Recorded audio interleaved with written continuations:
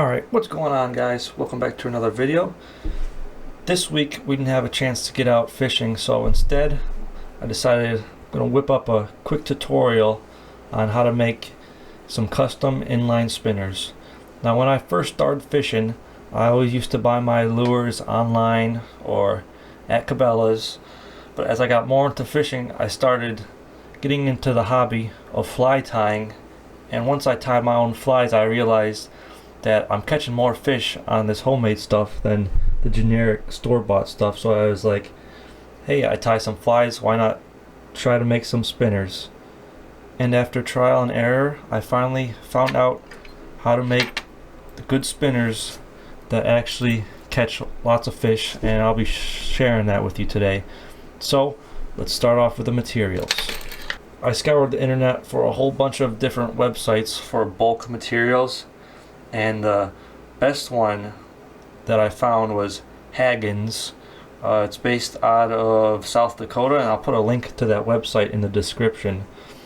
And I basically ordered like 500 of each part, so I could just whip up a whole bunch of these for really cheap. The net cost, I did the math and it was calculated just over $1 for each spinner, which is much better. If you go to the store, you buy one spinner, it's like $5.99 plus tax. So this is a good alternative rather than buying store-bought spinners. So what we got here is a little treble hook. This is a VMC extra strong treble hook, and it's a size 6. And this spinner I'm showing you, it's a size 4, so this is going to be a all-around great lure for throwing in creeks or big rivers or ponds or lakes. So that's the hook. And then we got a 6mm chartreuse sparkly bead, and then we got a 5 30-seconds brass bead, the lure body, and this lure body is just under 3/8 of an ounce. And then we have a clevis right here. This clevis is where we attach our French spinner blade, and that clevis is a size 2. And then we go on to the next bead, which is 1/8 diameter, and then a 3 30-seconds diameter. And then to hold it together, we have our open wire shaft right here. The diameter is 0.031 of an inch, and that's good because it easily bends when we try to make the loops to tie off our lure right here.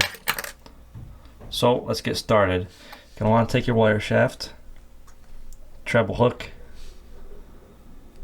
put it on there, and then take your bead, and you're going to want to thread it down the wire shaft.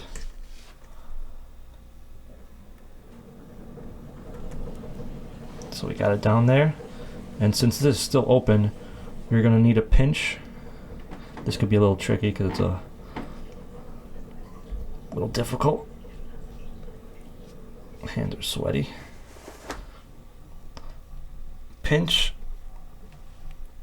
Alright, this might take a couple goes right here. It's probably the hardest part of the whole process.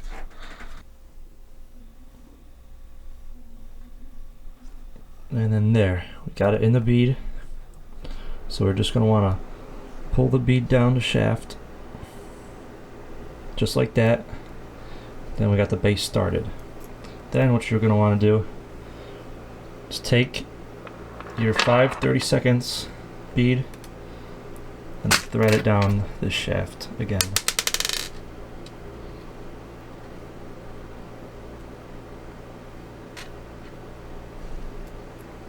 Roll it all the way down there. Pinch the wire again and slide it down, just like that. And then take your lure body, do the same exact thing. Careful of the hook points.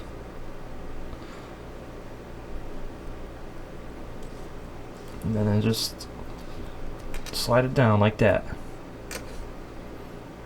And then what you're going to want to do, put your first bead, which is 1/8 of an ounce, not an ounce, but an inch diameter. Put it down there. Then you're going to take your little clevis, take your French spinner blade, and carefully thread it through like that. Once you got that, there's 2 holes on this clevis, one on the bottom and one on top, as you can see. You're just going to want to insert it like that, slide it down, and then put your last bead, your last 3/32 bead on there. Alright, now we're almost finished. We just have to create the loop on top. This is probably the second most difficult thing here. So set this down, and what I do is grab 2 pliers. It's going to be a little tricky process. So what you're going to want to do with your first plier is grab about, I'd say maybe 1/4 of an inch above there. Take your other pair of pliers, grab the tip. Let me adjust the camera real quick for you.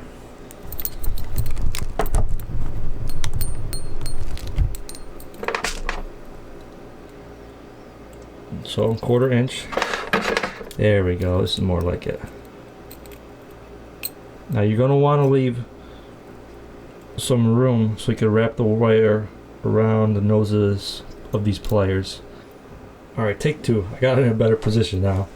So, like I was saying, grab 1 plier here, 1 plier here, wrap it around the nose of the plier just like that, and now we created that loop, as you can see.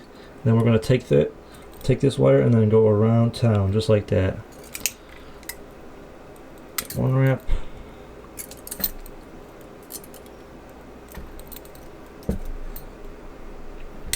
2 wraps,